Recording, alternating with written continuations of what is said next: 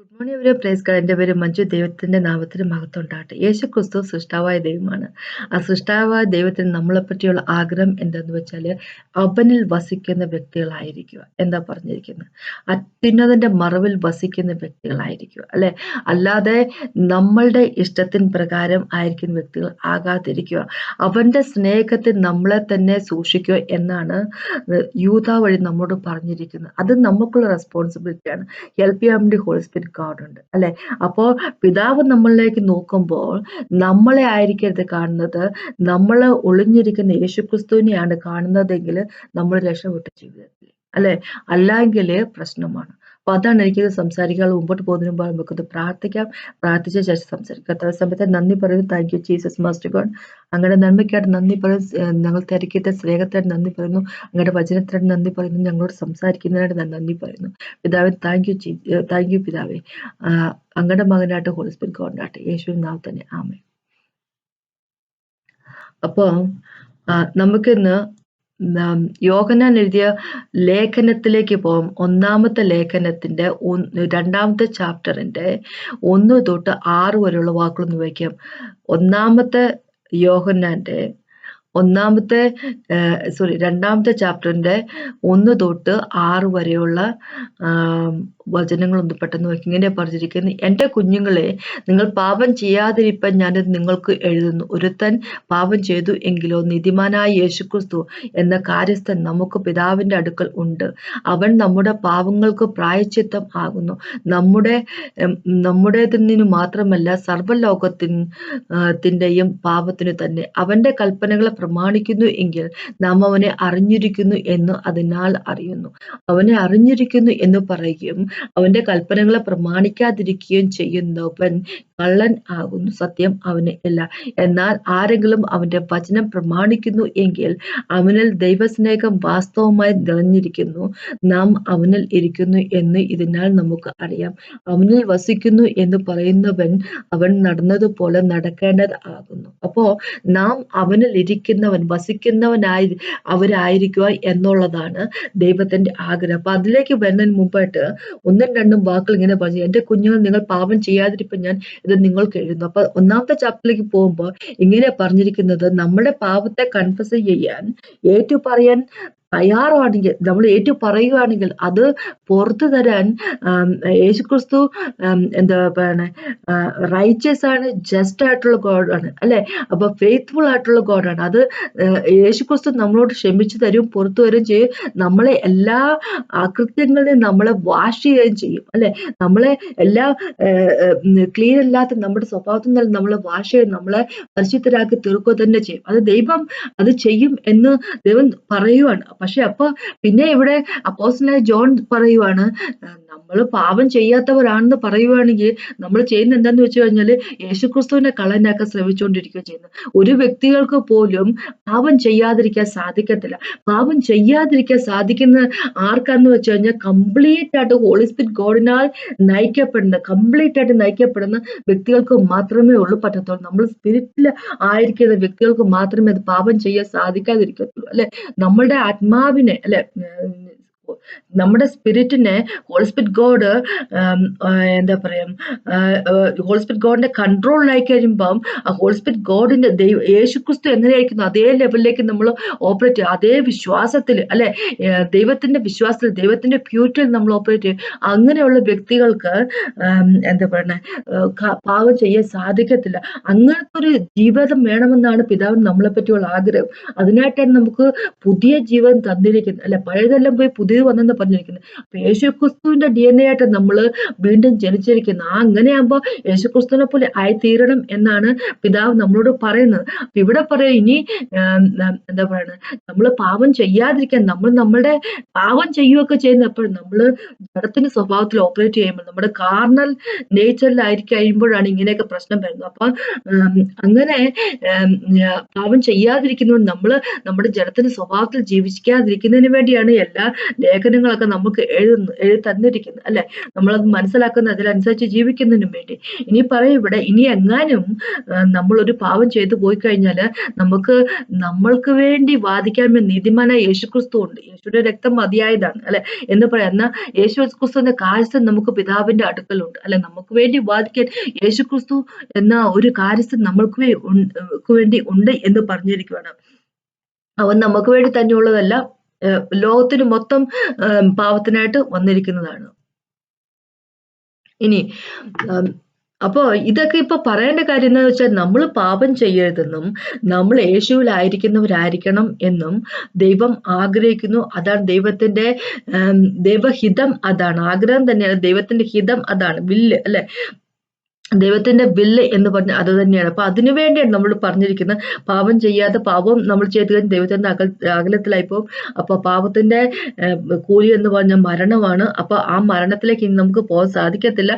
അപ്പൊ അതുകൊണ്ടാണ് പാപം ചെയ്യരുത് എന്ന് പറഞ്ഞ്, പാപം എങ്ങാനും ചെയ്തു പോയാൽ ക്ഷമ ചോദിച്ച് തിരിച്ചു ചെല്ലുമോ എന്ന് പറഞ്ഞിരിക്കുന്നത്. അപ്പൊ ദൈവത്തിൽ വസിക്കുന്നവരായിരിക്കണം. പിന്നെ വരുന്ന വാക്കുകളാണ് എനിക്ക് പറയാനുള്ളത്. ഇങ്ങനെ ഇവിടെ പറഞ്ഞിരിക്കുന്നത്, അവന്റെ കൽപ്പനകളെ പ്രമാണിക്കുന്നെങ്കിൽ നമ്മൾ അവനെ അറിഞ്ഞു എന്ന് അതിനാൽ നമുക്കറിയാം.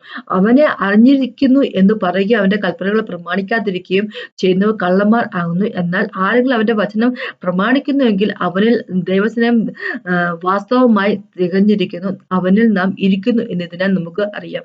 അപ്പൊ നമ്മള് യേശുവിൽ ഇരിക്കുന്നവരായിരിക്കണം, യേശുവിൽ വസിക്കുന്നവരായിരിക്കണം എന്ന് പിതാവ് ആഗ്രഹിക്കുന്നു. അപ്പൊ യേശുവിൽ വസിക്കുന്നതിന് വേണ്ടി, യേശുവിൽ ഇരിക്കുന്നതിന് വേണ്ടി ഉള്ള ആകപ്പാടെ എന്താ പറയുക, ഉള്ളൊരൊറ്റ മാർഗം എന്താന്ന് വെച്ച് കഴിഞ്ഞാല്, അവന്റെ വചനം അനുസരിക്കുന്ന വ്യക്തികളായിരിക്കുക, അവനെ അനുസരിക്കുന്ന വ്യക്തികളായിരിക്കുക. അതിന്റെ അപ്പുറത്തേക്ക് ഇപ്പുറത്തേക്ക് വേറൊരു മാർഗവുമില്ല, അല്ലെ? അനോയിന്റിംഗ് ഉണ്ട്, അഭിഷേകമുണ്ട് എന്ന് പറഞ്ഞാലോ, ഞാൻ ഒരു ക്രിസ്ത്യൻ കുടുംബത്തിൽ ജനിച്ച വ്യക്തിയാണെന്ന് പറഞ്ഞാലോ, എനിക്ക് ഒരുപാട് ഭാഷാവരങ്ങള് അല്ലെങ്കിൽ ഭാഷാവരങ്ങൾ തന്നെയല്ല, വരങ്ങളുണ്ട്. ദൈവത്തിന് ഹോളി സ്പിരിറ്റ് ഗോഡിൽ നിന്ന് കിട്ടിയ വരങ്ങൾ ഒരുപാട് ഉണ്ടെന്ന് പറഞ്ഞാലും, അല്ലെ?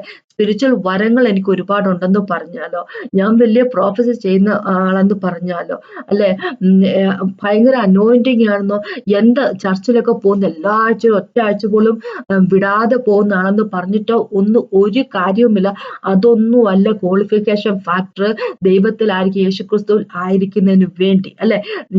ഇങ്ങനെ പറഞ്ഞു നിന്ന് നമ്മളെ തന്നെ യൂദായ്ക്ക് ഒരു ചാപ്റ്ററിലുള്ള, അപ്പൊ 1ാമത്തെ ചാപ്റ്ററിൽ ഇങ്ങനെ പറഞ്ഞിരിക്കുന്നത്, നമ്മളെ തന്നെ യേശുവിന്റെ സ്നേഹത്തിൽ നിലനിർത്തുന്നവരായിരിക്കും നമ്മൾ യേശുവിൽ വസിക്കുന്ന വ്യക്തികളായിരിക്കും എന്ന് പറയുന്നത് എങ്ങനെയാന്ന് വെച്ചാൽ, ഒരൊറ്റ മാർഗം മാത്രമേ ഉള്ളൂ. യേശുവിനെ സ്നേഹിക്കുന്നുണ്ടെങ്കിൽ അവൻ പറയുന്നത് കൽപ്പനകൾ അനുസരിക്കുക എന്നുള്ളത്, അല്ലെ? അവന് ഇഷ്ടമുള്ള ഒരു ജീവിതം ജീവിക്കുന്ന വ്യക്തികളായിരിക്കുക. അത് മാത്രമാണ് യേശുവിലായിരിക്കാൻ ഉള്ള ഒരു മാർഗം എന്ന് പറഞ്ഞപ്പോ, അങ്ങനെ ചെയ്യുന്നവരെ നാം അവനിൽ ഇരിക്കുന്നെന്നും അതിലും നമുക്കറിയാം, അല്ലെ? ദൈവത്തിന്റെ സ്നേഹം വാസ്തവമായി തികഞ്ഞു വരും. അപ്പൊ നമ്മൾ ദൈവത്തെ സ്നേഹിക്കുന്നു എങ്കിൽ, അല്ലെ, നമ്മൾ ദൈവത്തെ അനുസരിക്കുന്നവരായിരിക്കണം. അപ്പൊ അങ്ങനെയാകുമ്പോ ദൈവ സ്നേഹം തികഞ്ഞു വരുന്നവരായിരിക്കും, ദൈവത്തിൽ ആയിരിക്കുന്ന വ്യക്തികൾ ആയിരിക്കും. അല്ലാതെ നമ്മള് ഒരു കാലിവിടെ ഈ വള്ളത്തിലും മറ്റേ കാല് ആ കരയിലും വെച്ചുകൊണ്ട് ജീവിക്കുന്ന വ്യക്തികളാണെങ്കിൽ ജീവിതം ഉണ്ടാകത്തില്ല. എല്ലാ അനുഗ്രഹവും യേശുക്രിസ്തുവിൽ മാത്രമാണ്, അല്ലെ? അപ്പൊ നേരത്തെ നമ്മൾ പറഞ്ഞു, നമ്മൾ എന്തെങ്കിലും പാപം ചെയ്ത് പോയിട്ടുണ്ടെങ്കിൽ നമുക്ക് എന്താ പറയുക, യേശുക്രിസ്തു എന്ന കാര്യസ്ഥനുണ്ട് നമ്മൾക്ക് വേണ്ടി വാദിക്കുന്നതിനായിട്ട് എന്ന് പറഞ്ഞു. അത് എവിടെ ആർക്കാ ഉള്ളതെന്ന് വെച്ച് കഴിഞ്ഞാൽ, യേശുവിൽ ആയിരിക്കുന്നവർ. എഫേസ്യർക്ക് ലേഖനത്തിൽ 1ാമത്തെ ചാപ്റ്ററിന്റെ 7ാമത്തെ വാക്ക് പറഞ്ഞിരിക്കുന്നത് ഇങ്ങനെയാ, അവനിൽ നമുക്ക് റിഡംഷൻ ഉണ്ട് എന്നാ പറഞ്ഞിരിക്കുന്നത്, അവനിൽ നമുക്ക് വീണ്ടെടുപ്പ് ഉണ്ടെന്നാ പറഞ്ഞിരിക്കുന്നത്, അല്ലെ? അവനിൽ നമുക്ക് അവന്റെ രക്തത്താൽ അതിക്രമങ്ങളുടെ മോചനം എന്ന വീണ്ടെടുപ്പുണ്ട്. അവനിൽ യേശുക്രിസ്തുവിൽ വീണ്ടെടുപ്പുണ്ട് എന്ന് വെച്ച് കഴിഞ്ഞാൽ, യേശുവിന്റെ വാക്കുകൾ അനുസരിച്ച് യേശുവിനെ ഫോളോ ചെയ്യുന്ന വ്യക്തികള് അവരെങ്ങാനും പാപം ചെയ്തു പോയിട്ടുണ്ടെങ്കിൽ അവർക്ക് വീണ്ടെടുപ്പുണ്ട് എന്നാണ്, അല്ലെ? യേശു എന്ന കാസ്റ്റിലെന്ന് പറയുന്നത് യേശുവിലായിരിക്കുന്ന വ്യക്തികളെ പറ്റിയാ പറഞ്ഞിരിക്കുന്നത്. അല്ലാതെ വെറുതെ ക്രിസ്ത്യാനിയാണ് എന്ന് പറഞ്ഞ് ജീവിച്ചുകൊണ്ടിരിക്കുന്ന വ്യക്തികൾക്ക് പറഞ്ഞിരിക്കുന്ന കാര്യമല്ല, അല്ലെ? പിതാവ് നമ്മളിലേക്ക് നോക്കുമ്പോൾ കാണേണ്ടത് യേശുക്രിസ്തുവിന് മാത്രമാണ്. യേശുക്രിസ്തു ഹിഡൻ ആയിരിക്കുന്ന വ്യക്തികളായിരിക്കണം, യേശുക്രിസ്തുവിന് വസ്ത്രം ധരിച്ചിരിക്കുന്ന വ്യക്തികളായിരിക്കണം, അല്ലെ? അങ്ങനെയാകുമ്പോ ഇങ്ങനെ പറഞ്ഞിരിക്കുന്ന അങ്ങനെയുള്ള വ്യക്തികള് ഹോളി സ്പിരിറ്റ് ഗോഡിനാൽ നയിക്കപ്പെടുന്ന വ്യക്തികളായിരിക്കും. ആ വ്യക്തികൾക്ക് ഈ പിതാവായി തന്റെ തന്റെ യേശുക്രിസ്തുവിനെ അറിയാം. അറിയുന്ന വ്യക്തികൾ അവനെ അനുസരിക്കും. അങ്ങനെ അവനെ അനുസരിക്കുന്നവര് എന്താ പറയാ അവനിലായിരിക്കും അല്ലെ. അപ്പൊ അവനിലായിരിക്കുന്ന വ്യക്തികൾക്ക് മാത്രമേ ഉള്ളൂ നിത്യജീവിതമുള്ളൂ എന്ന് മനസ്സിലാക്കിയിരിക്കും. പോള് പറഞ്ഞിരിക്കുന്ന കാര്യം എനിക്ക് അവനിലായിരിക്കണം അല്ലെ. എനിക്ക് എന്നെ അവനിൽ ഫൈൻഡ് ചെയ്യണം എന്നുള്ളത് അല്ലെ. നമ്മൾ എപ്പോഴും മനസ്സിലാക്കിയിരിക്കുക നമുക്ക് യേശുവിൽ അല്ലാതെങ്കിൽ ഒരു ജീവിതം നമുക്കില്ല എന്നുള്ള കാര്യം നമ്മൾ മനസ്സിലാക്കുക. ഈ ക്രിസ്ത്യൻ വോക്ക് എന്ന് പറഞ്ഞാൽ ക്രിസ്തീയ ജീവിതം എന്ന് പറഞ്ഞാല് യേശുക്രിസ്തുവിന് പുറത്തുള്ള ഒരു ജീവിതത്തെ പറ്റി അല്ല ദൈവം ഉദ്ദേശിക്കുന്നത്. അത് എന്നും മനസ്സിലാക്കുക. യേശുവിൽ ആയിരിക്കുന്ന വ്യക്തികളാക്കുക. യേശു പരിശുദ്ധനായിരിക്കുന്നത് എങ്ങനെയാണോ അതുപോലെ പരിശുദ്ധരായിരിക്കുന്നവരായിരിക്കുക. അതിനു വേണ്ടിയാണ് തെരഞ്ഞെടുത്തിരിക്കുന്നത് തന്നെ യേശുക്രിസ്തു. എഫേസ്യർക്ക് ലേഖനത്തിന്റെ അതേ ലേഖനത്തിന്റെ 1-ാമത്തെ ചാപ്റ്ററിന്റെ 4-ാമത്തെ വാക്കില് ഇങ്ങനെ പറഞ്ഞിരിക്കുക, നാം തന്റെ സന്നിധിയിൽ വിശുദ്ധരും നിഷ്കളങ്കരും ആകേണ്ടതിന് അവൻ ലോകസ്ഥാപനത്തിന് മുമ്പേ തന്നെ നമ്മെ അവനിൽ തിരഞ്ഞെടുത്തിരിക്കുന്നു. യേശുക്രിസ്തുവിലാണ് ലോകസ്ഥാപനത്തിന് മുമ്പേ തന്നെ തിരഞ്ഞെടുക്കപ്പെട്ടിരിക്കുന്നത്. നമ്മള് യേശുവിലാണ് നമ്മുടെ തിരഞ്ഞെടുപ്പ് ഉള്ളത് അല്ലെ. ആ തിരഞ്ഞെടുക്കപ്പെട്ടവരെ ഇനി എങ്ങനെയുള്ളവരായിരിക്കണം? തന്റെ സന്നിധിയിൽ വിശുദ്ധരും നിഷ്കളങ്കരും ആയിരിക്കേണ്ടത്. ഹോളി ആൻഡ് ബ്ലെയിംലെസ് എന്ന് പറഞ്ഞിരിക്കുന്നത് വിശുദ്ധരായിരിക്കേണ്ടതിന്. അപ്പൊ നമ്മളെ തിരഞ്ഞെടുത്തിരിക്കുന്ന യേശുവിലാണ്. യേശുവിന്റെ പുറത്ത് നമുക്കൊരു തിരഞ്ഞെടുപ്പില്ല. യേശുവിന്റെ പുറത്ത് നമുക്കൊരു ജീവിതമില്ല. യേശുവിന്റെ പുറത്താണെങ്കിൽ നമ്മളെ ദൈവം അക്സെപ്റ്റ് ചെയ്യാനേ പോകത്തില്ല അല്ലെ. യേശു പറയുന്ന അനുസരിച്ച് യേശുവിൽ വസിക്കുന്ന വ്യക്തികൾക്ക് മാത്രമേ പിതാവ് നമ്മളെ സ്വീകരിക്കത്തുള്ളൂ അല്ലെ. യേശു തന്നെ പറഞ്ഞിരിക്കുന്ന അവസാന സമയത്ത് പലരും വന്നിട്ട് ലോർഡ് എന്ന് വിളിക്കും. എന്നിട്ട് അപ്പൊ യേശുക്രിസ്തു പറയും എനിക്ക് നിന്നെ അറിയത്തില്ല എന്ന് പറയും. എന്റെ പിതാവിന്റെ വചനം അനുസരിക്കുന്നവർക്ക് മാത്രമേ ഉള്ളൂ സ്വർഗത്തിന്റെ രാജ്യത്തേക്ക് കടക്കാൻ പറ്റത്തുള്ളൂ. അപ്പൊ അങ്ങനെയാകുമ്പോ ഈ ലോർഡ് യജമാനെ എന്ന് പറഞ്ഞുകൊണ്ട് ചെല്ലുന്ന വ്യക്തികള് അവര് വിശ്വാസത്തിലല്ലാത്ത വ്യക്തികളല്ലല്ലോ. തീർച്ചയായിട്ടും ഉള്ളവര് മാത്രമല്ല യേശുക്രിസ്തുവിനെ ലോർഡ് എന്ന് വിളിക്കത്തുള്ളൂ അല്ലെ. അപ്പൊ അങ്ങനെ ലോർഡ് എന്ന് വിളിക്കുന്ന ആൾക്കാരും പലതും അനോയിന്റിങ് വഴിയൊക്കെ പലതും ചെയ്യുന്ന ആൾക്കാരും യേശുവിലായിരിക്കണം എന്ന് നിർബന്ധമില്ലെന്ന് ചുരുക്കം അല്ലെ. അനോയിന്റിങ് അല്ല നമ്മുടെ അഭിഷേകമല്ല നമ്മളുടെ എന്താ പറയാ ക്വാളിഫയിങ് ഫാക്ടർ. നമ്മള് യേശുവിലായിരിക്കാൻ ഒരൊറ്റ കാര്യം മാത്രമേ ഉള്ളൂ, അവനെ വിശ്വസിച്ചുകൊണ്ട് അവന്റെ വചനം അനുസരിക്കും. അപ്പൊ അവന്റെ വചനം അനുസരിക്കുക എന്ന് പറയുമ്പോൾ മനുഷ്യരെ കൊണ്ട് സാധിക്കുന്ന കാര്യമല്ല അല്ലെ. മനുഷ്യരെ കൊണ്ട് അത് സാധിക്കത്തില്ല. എന്ന് വെച്ച് കഴിഞ്ഞാല് നമ്മളുടേതായിട്ടുള്ള രീതിയിലാണ് നമ്മളെന്ന വ്യക്തികളാണ് ചെയ്യുന്നതെങ്കിൽ നമ്മുടേതായിട്ടുള്ള രീതിയിൽ ചെയ്തത്. പക്ഷെ അത് ദൈവത്തിന് അക്സെപ്റ്റബിൾ ആയിട്ടുള്ള ഒരു കാര്യമല്ല. ദൈവത്തിന് അക്സെപ്റ്റബിൾ ആയിട്ടുള്ള കാര്യം ദൈവത്തിന് വഴി ചെയ്യുമ്പോഴാണ്. എന്ത് കാര്യം പറഞ്ഞാലും ദൈവത്തിന് വഴി ചെയ്യുമ്പോഴാണ് ദൈവത്തിന് സ്വീകാര്യമായിരിക്കുന്നത് അല്ല. നമ്മുടെ വഴി ചെയ്തു കഴിഞ്ഞാൽ ദൈവത്തിന് സ്വീകാര്യമല്ല. നമ്മൾ എന്ത് ചെയ്താൽ നമ്മുടെ വഴിയിൽ ചെയ്തത് നമുക്ക് അത്രയല്ലേ പറ്റത്തുള്ളൂ. പക്ഷേ ദൈവത്തിന്റെ വഴിയിൽ ചെയ്യണമെങ്കിൽ നമുക്ക് ഹോളി സ്പിരിറ്റ് ഗോഡിന്റെ ആവശ്യമുണ്ട്. ഹോളി സ്പിരിറ്റ് ഗോഡിന്റെ ഹെൽപ്പില്ലാതെ നമുക്ക് യേശുക്രിസ്തുവിന്റെ വഴിയെ നടക്കാൻ സാധിക്കത്തില്ല. ഹോളി സ്പിരിറ്റ് ഗോഡിനാൽ നയിക്കപ്പെടുന്ന വ്യക്തികളാണ് ദൈവത്തിന്റെ മക്കൾ എന്ന് പറയുന്നത് അല്ലെ. അപ്പൊ ദൈവത്തിന്റെ മക്കളായിരിക്കുന്ന വ്യക്തികൾ അല്ലെ, അവര് യേശുവിൽ ആയിരിക്കുന്ന വ്യക്തികളായിരിക്കും. ഹോളി സ്പിരിറ്റ് ഗോഡിനാൽ നയിക്കപ്പെടുന്ന വ്യക്തികൾ യേശുവിൽ ആയിരിക്കുന്ന വ്യക്തികളായിരിക്കും അല്ലെ. അല്ലാതെ നമ്മളുടെ ഇഷ്ടത്തിന് പ്രകാരം ഉള്ള കാര്യങ്ങൾ ചെയ്യുന്നവരല്ല ദൈവത്തിന്റെ മക്കൾ എന്ന് പറയുന്നത്. അപ്പൊ അങ്ങനെയാകുമ്പോൾ നമ്മൾ എത്രമാത്രം ദൈവത്തിന്റെ വചനം അനുസരിച്ച് നീങ്ങുന്നുണ്ട് എന്നുള്ളത് ആശ്രയിച്ചാണ് നമ്മൾ എവിടെയാണ് നമ്മളുടെ സ്ഥാനം എന്ന് മനസ്സിലാകുന്നത് അല്ലെ. ദൈവത്തില് നമ്മൾ വിശ്വസിക്കുന്നു എന്ന് പറയുമ്പോൾ അല്ലെ, ഇങ്ങനെ 1-ാമത്തെ ചാപ്റ്ററിൽ ഇങ്ങനെ പറഞ്ഞിരിക്കുന്നത് അവനെ അറിയാം, അവനുമായിട്ട് ഫെലോഷിപ്പ് ഉണ്ട് എന്ന് കൂട്ടായ്മയുണ്ട് എന്ന് പറയും, ദൈവവുമായിട്ട് കൂട്ടായ്മയുണ്ടെന്ന് പറയും, പിന്നെ ഇരുട്ടിൽ സഞ്ചരിക്കുകയും ചെയ്യുന്നത് അത് രണ്ടും കൂടി പോകത്തില്ല അല്ലെ. അങ്ങനെ പറയുന്നവരില് സത്യമില്ല, അവര് കള്ളത്തര പറയുന്നത് അല്ലെ? അങ്ങനെയുള്ള ഒരു കള്ളത്തരാ പറയുന്നത്. അപ്പൊ ദൈവവുമായിട്ട് കൂട്ടായ്മ ഉണ്ടെങ്കിൽ നമ്മള് നമ്മള് എന്താ പറയണേ, കള്ളത്തരം പറയുന്ന വ്യക്തികളായിരിക്കും നമ്മള്. എന്താ പറയാ, പാപത്തിൽ ജീവിക്കുന്ന വ്യക്തികളായിരിക്കത്തില്ല. അപ്പൊ ദൈവവുമായിട്ട് കൂട്ടായ്മ ഉണ്ടാവുക എന്ന് പറഞ്ഞാൽ ദൈവത്തിലായിരിക്കും, യേശുക്രിസ്തുവിലായിരിക്കും എന്നാണ് അതുകൊണ്ട് ഉദ്ദേശിക്കുന്നത്, അല്ലെ? അപ്പൊ ഇങ്ങനെയാണ് നമ്മൾ ദൈവത്തിലാണോ ഇല്ലയോ എന്നുള്ള കാര്യം നമ്മൾ നമ്മളിലേക്ക് നോക്കിക്കഴിയുമ്പോൾ, നമ്മുടെ ജീവിതത്തിലേക്ക് നോക്കിക്കഴിയുമ്പോൾ നമുക്ക് മനസ്സിലാക്കാൻ സാധിക്കുന്നത് ഇങ്ങനെയാണ്. നമ്മൾ ദൈവത്തിന്റെ വചനം, ദൈവത്തിന്റെ വാക്കനുസരിച്ച് ജീവിതമാണ് ജീവിക്കുന്നത്, അല്ലെ? അതനുസരിച്ച് ജീവിതമാണ് ജീവിക്കുന്നത്. ദൈവത്തിലാണോ നമ്മുടെ ജീവിതത്തില് പ്രാധാന്യം, പ്രയോറിറ്റി ദൈവത്തിനാണ്, യേശുക്രിസ്തുവിനാണോ, അതനുസരിച്ചിരിക്കും നമ്മുടെ ജീവിതത്തെ മൊത്തം ദൈവത്തിന്റെ കയ്യിലേക്ക് നമ്മൾ സമർപ്പിച്ചിട്ടുണ്ട്. അത് ഉണ്ടെങ്കിൽ അത് കാണിക്കുന്നത് നമ്മൾ ദൈവത്തിലായിരിക്കുന്ന വ്യക്തികളാണ് എന്നാണ്. അല്ലാതെ അല്ലാതെ നമുക്ക് തോന്നുന്ന രീതിയിൽ ജീവിക്കുന്ന വ്യക്തികള് ഒരിക്കലും ദൈവത്തിലായിരിക്കുന്ന വ്യക്തികളായിരിക്കത്തില്ല. അങ്ങനെ ദൈവത്തിലായിരിക്കുന്ന വ്യക്തികള് ആണെങ്കിൽ മാത്രമേ പിതാവിന് സ്വീകാര്യമായിരിക്കത്തുള്ളൂ. അപ്പൊ ഇതാണ് നമ്മൾക്കറിയാൻ, നമ്മള് ദൈവത്തിലായിരിക്കുന്നു ഉണ്ട് എന്നുള്ളത് അറിയാനുള്ള ഒരു എന്താ പറയാ, ഒരു ടെസ്റ്റ് ഇങ്ങനെയാണ്. നമ്മളിങ്ങനെ അറിയുന്ന എങ്ങനെയാണ്, നമ്മള് ദൈവത്തിന്റെ വചനം നമ്മള് ഒബേ ചെയ്ത് അനുസരിക്കുന്ന വ്യക്തികളാണ് അല്ലയോ എന്നുള്ളത്. അല്ലാതെ ഒരു കാര്യവുമില്ല. വെറുതെ വചനം വായിച്ചെന്ന് പറഞ്ഞാൽ പോലും ചർച്ചിൽ പോയി വെറുതെ ചർച്ചിൽ പോയിട്ടിരിക്കുക എന്ന് പറഞ്ഞ ഒരു കാര്യവുമില്ല. എന്നാൽ ചില ആൾക്കാര്, മിക്കവാറും ആൾക്കാർ തന്നെയല്ലേ, പലപ്പോഴും നമ്മളൊക്കെ അങ്ങനെ തന്നെയാ. നമ്മൾ വചനം വായിക്കുന്ന വ്യക്തികളാണ്, അല്ലെ?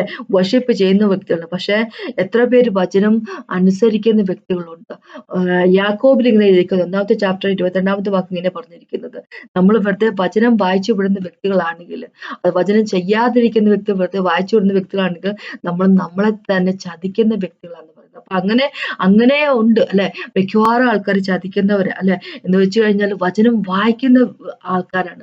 നമ്മൾക്ക് എല്ലാവർക്കും വചനം വായിക്കാൻ, മിക്കവാർക്കും ആൾക്കാർക്ക് വചനം വായിക്കാൻ താല്പര്യമാണ്. പക്ഷെ വചനം വരുമ്പോ അത് സ്വീകരിക്കാനും അത് ഉൾക്കൊള്ളാനും അതനുസരിച്ച് ജീവിക്കാനുമാണ് പാട്. അപ്പൊ അങ്ങനെ നമ്മള് ഉൾക്കൊള്ളാതിരിക്കുകയും സ്വീകരിക്കാതിരിക്കുകയും നമ്മൾ അതനുസരിച്ച് ജീവിക്കാതിരിക്കുകയും ചെയ്യുമ്പോൾ നമ്മൾ ദൈവത്തിൽ, യേശുക്രിസ്തുവിലല്ല, അല്ല? ഇത് അവസാനത്തെ കാലമാണ്. യേശുക്രിസ്തു ആയിരിക്കുന്നവർക്ക് മാത്രമേ ഉള്ളൂ വീണ്ടെടുപ്പുള്ളൂ. യേശുക്രിസ്തുവിലായിരിക്കുന്ന വ്യക്തികൾക്ക് മാത്രമേ ഉള്ളൂ രക്ഷയുള്ളൂ, അല്ലെ? അല്ലാതെ യേശുവിലല്ലാതെ ഞാൻ വെറുതെ ചർച്ചിൽ പോകുന്നുണ്ട് എന്ന് പറഞ്ഞിട്ട് കാര്യമില്ല. എനിക്ക് ഒരുപാട് അഭിഷേകമുണ്ട്, ഞാന് ഒരുപാട് ഹീലിങ്ങൾ ചെയ്തിട്ടുണ്ട്, പ്രോഫസി ചെയ്തിട്ടുണ്ട് എന്ന് പറഞ്ഞിട്ടൊന്നും ഒരു കാര്യമില്ല. നമ്മളെക്കാളും വളരെയധികം അനോയിന്റിങ് ഉള്ള ഒരു വ്യക്തിയുണ്ട്, അനന്തര പിശാച്, അല്ലെ? ഭയങ്കര അനോയിന്റിങ് ആണ് പിശാചിന്. പക്ഷെ ഒറ്റ കാര്യമുള്ളൂ, ദൈവമില്ല കൂടെ. അപ്പൊ നമ്മൾ അങ്ങനെ ഒരു വ്യക്തികളായി പോകരുത്, അല്ലെ? ഒരുപാട് അനോയിന്റിങ്, നിറച്ചു അനോയിന്റിങ് എടുത്തിരിക്കുക, പക്ഷെ ദൈവമില്ല എന്നുള്ളൊരവസ്ഥയിലേക്ക് നമ്മളെ തന്നെ ചേർക്കരുത്. അപ്പൊ ഇതാ പറഞ്ഞിരിക്കുന്നത്, ഇതുവഴിയാണ് നമ്മൾ ദൈവത്തിലാണോ അല്ലയോ എന്ന് അറിയുന്നത്. എങ്ങനെയാന്ന് വെച്ച് കഴിഞ്ഞാല് നമ്മൾ ദൈവത്തിന്റെ വചനം പ്രമാണിക്കുന്നുണ്ട് എന്നുള്ളത്. വചനം പ്രമാണിക്കുന്നവരാണെങ്കിൽ ദൈവത്തിലായിരിക്കും എന്ന് പറഞ്ഞിരിക്കുന്നു, അല്ലെ? അപ്പൊ ആ മുന്തിരി വള്ളിയുടെ അതിന്റെ ശാഖകൾ, അല്ലെ? ആ ശാഖകള് ഫലം കായ്ക്കാത്ത ശാഖേനെ ദൈവം കട്ട് ചെയ്ത് വിടും, അല്ലെ? അപ്പൊ ഫലം കായ്ക്കുക എന്ന് പറയുന്നത് എങ്ങനെയാണ്? മുന്തിരിവള്ളിയിലായിട്ട് നിന്നിട്ട് കാര്യമില്ല, അതിന്റെ ശാഖ അത് ഫലം കായ്ക്കുന്ന ശാഖയാകണം. അതെങ്ങനെയാ പറ്റുന്നത്? അവന്റെ വചനം അനുസരിച്ച് ജീവിക്കുമ്പോ, അല്ലെ? അപ്പോഴേ നമുക്ക് ഫലം കായ്ക്കാൻ പറ്റത്തുള്ളൂ. ഫലം കായ്ക്കാത്ത ശാഖയാണെങ്കിൽ പിതാവ് കട്ട് ചെയ്ത് വിടുക തന്നെ ചെയ്യും. അപ്പൊ എപ്പോഴും നമ്മൾ മനസ്സിലാക്കിയിരിക്കുക, യേശുവിലായിരിക്കുക, അല്ലെ? യേശുവിലായില്ലെങ്കിൽ നമ്മൾക്ക് യാതൊരു വിധത്തിലുള്ള ഒരു നിലനിൽപ്പില്ല എന്നുള്ള കാര്യം നമ്മൾ എപ്പോഴും മറക്കാതിരിക്കുക, അല്ലെ? നമ്മൾ മിക്കവാറും തന്നെ മറന്നു പോകുന്ന കാര്യം ഇതാണ്. ഞാൻ പള്ളിയിൽ പോകുന്നുണ്ട്, ഞാൻ ചർച്ചിൽ ഞാൻ പോകുന്നുണ്ട്, ഞാൻ കൈകൊട്ടുന്നുണ്ട്, ഞാൻ പാട്ട് പാടുന്നുണ്ട്, 4 പാട്ട് പാടുന്നുണ്ട്, എന്റെ കുടുംബത്തിലെ സകലരും ചർച്ചിൽ പോകുന്ന വ്യക്തികളാണ്, പാട്ട് പാടുന്നവരാണ്, ഞാൻ ഇടയ്ക്കിടയ്ക്ക് ബൈബിള് വായിക്കുന്നുണ്ട്, എനിക്ക് കണ്ടമാനം അഭിഷേകമുണ്ട്, ഞാൻ തലങ്ങും ബലങ്ങും പ്രോഫസി പറഞ്ഞുകൊണ്ടിരിക്കുകയാണ്, ഞാൻ ആൾക്കാരെ ഹീലിലേക്ക് ചെയ്തുകൊണ്ടിരിക്കുകയാണ്, ഞാൻ പിശാചിന്റെ ആത്മാക്കളെ എല്ലാം കൂടെ ഓടിച്ചുകൊണ്ടിരിക്കുകയാണ് മറ്റുള്ള ശരീരത്തിൽ നിന്ന്, അതെല്ലാം ഉള്ളത് കൊണ്ട് ഞാൻ ദൈവത്തിലാണ്, യേശുക്രിസ്തുവിലാണ്. ഒരിക്കലുമില്ല, ഒരിക്കലുമില്ല. അത് മാത്രമേ പറയുള്ളൂ. അപ്പൊ അതൊന്നും അല്ല, ഇപ്പൊ ഞാൻ ഈ പറഞ്ഞ കാര്യങ്ങളൊന്നും അല്ല ദൈവത്തിലായിരിക്കുന്നോ ഇല്ലയോ എന്നുള്ള അറിയാനുള്ള ഒരു മാർഗം. ഒരൊറ്റ മാർഗ്ഗമേ ഉള്ളൂ, അവനെ അനുസരിക്കാൻ എത്രമാത്രം തയ്യാറാണ്, എത്രമാത്രം അനുസരിക്കുന്നുണ്ട്. അതിൽ കൂടുതൽ അങ്ങോട്ടും ഇല്ല ഇങ്ങോട്ടും ഇല്ല. അല്ലെ? അപ്പൊ അതിനെപ്പറ്റിയാണ് എനിക്ക് പറയാനുള്ളത്. അപ്പൊ നമുക്ക് അനുസരിക്കുന്ന വ്യക്തികളായിരിക്കാം, അല്ലെ? നമ്മുടെ ഇഷ്ടത്തിന് ഒരു പ്രാധാന്യം കൊടുക്കാതിരിക്കാം, അവനെ അനുസരിക്കുന്ന വ്യക്തികളായിരിക്കും. അപ്പൊ അതിനെപ്പറ്റി സംസാരിക്കാം. നമുക്കൊന്ന് പ്രാർത്ഥിക്കാം. പ്രാർത്ഥിച്ച് സംസാരിക്കാം. കർത്താവ് സമയത്തിന് നന്ദി പറയുന്നു. Thank you Jesus master God. Hallelujah father, praise and worship you mighty father. അങ്ങയുടെ വചനത്തിനായിട്ട് നന്ദി പറയുന്നു. അങ്ങയുടെ വചനം കേട്ട് അനുസരിച്ച് ജീവിക്കുന്ന വ്യക്തികളാക്കി തീർക്കണമെന്ന് അപേക്ഷിക്കുന്നു യേശുവിന്റെ നാമത്തിൽ. ആമേൻ. ദൈവത്തെ നന്ദി. ദൈവത്തിന്റെ നാമത്തിന് മഹത്വം ഉണ്ടാകട്ടെ.